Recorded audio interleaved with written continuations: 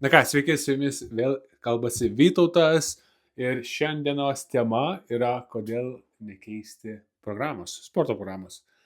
Ir šitas video daugiau mažiau tiems, kurie galbūt dažnai keičia savo sporto vėlgi programas. Tai tebūnie galbūt ir pratimai, ir programos keičiasi kas 2-3 savaitės. Ir kas svarbiausia, nematot realių rezultatų, nežinot kodėl. Tai greičiausiai atsibosta pati sporto programa arba matot kažką naujo TikTok, Instagram'e ir norisi pritaikyti savo, galbūt atrodo, man tai tikrai tiks. Ir noriu padėti, išsiaiškinti ir tuo pačiu suteikti edukacijas, kodėl verta nieko nekeisti.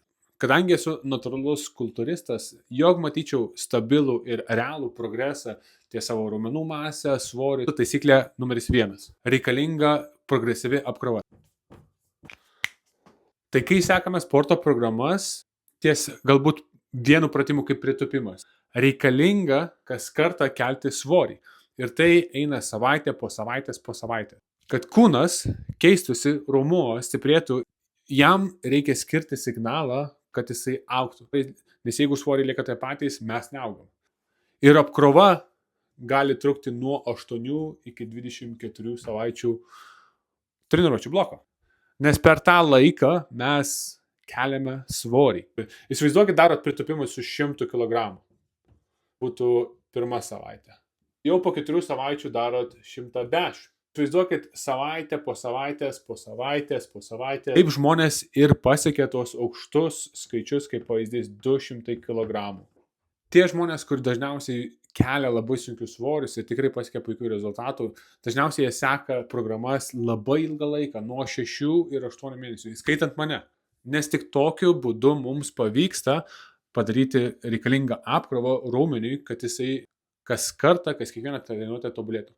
Jeigu mes kas kartą keičiame pratimus, raumuo neturi progos adaptuotis, augti ir tinkamai sustiprėti.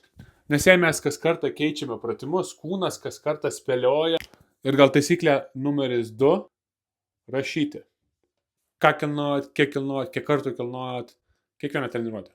Ir kas kartą tai gerinti su treniruotė. Ir dauguma gali pagalvoti, bet kaip aš galiu sekti tą pačią programą 8 savaitės, juk nuobodu, nėra motyvacijos. Motyvacija tikrai pakyla, jeigu matot kylančius skaičius ant savo užrašų. Matote kylančius skaičius ant pratimų. Aš per visą laiką, kiek sportuoju, visada stebiuosi, ant kiek mano svoriai, kuriuos kilnoju, pasikeitė per metus. Motyvacija ateina iš gyvo progreso, kurį stebite, tai būtų ar popieriaus lapas, ar pačioj salėje. Ir kūnas seka paskui, išvaizda seka paskui. Svarbiausia pasitikėti procesu ir viską reguliariai sekti ir stengtis apkrauti savo raumenyną. Nes jei kilnojam tos pačius svorius, atrodom taip pat. Ir galbūt taisyklė numeris 3 – pasitikėti procesu. Jums tikrai nereikia daryti daugiau, kad būtų geriau.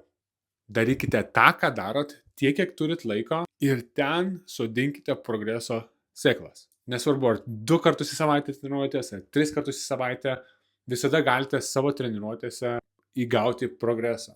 Ir jeigu laikotės plano nuo 8 iki 24 savaičių ir viską sekat, tikrai pamatysit progresą. Nes būna, kad svoriai sustoja ir atrodo, kaip aš galiu progresuoti, jeigu svoriai nebekyla. Tai atsiminkit, kad turit daug variacijų tai pakeisti. Pakeiskit tempą, poilsio laiką, nuimti 15% savo kilnojimo svorio ir vėl palaipsniui didinti apkrovą. Taip pat pagerinti kilnojimo amplitudę. Pakartojimų skaičius. Tikrai nereikia iš karto keisti patį pratimą, nes tokie būdai man pasiekia pačius geriausius rezultatus. Jeigu buvo naudinga, palikite liuksą ir prisijungite prie stiprių tėvų bendruomenės, kur mes dalinamės informaciją, edukaciją ir tai, kas pasiekia jums puikiausius rezultatus.